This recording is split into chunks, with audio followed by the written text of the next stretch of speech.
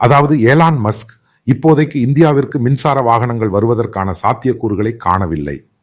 ஏனெனில் அமெரிக்க வாகனங்கள் மீதான 100% வரியும் 50, 15 அல்லது 20% குறைக்கப்பட வாய்ப்புள்ளது.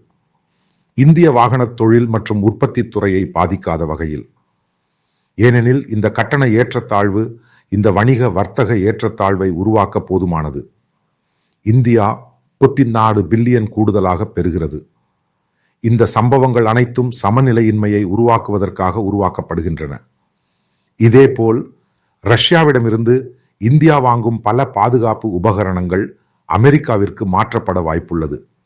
ஏனென்றால் அதற்காக அதிக அளவு பணம் செலவிடப்படுகிறது. அதுவும் சாத்தியமே.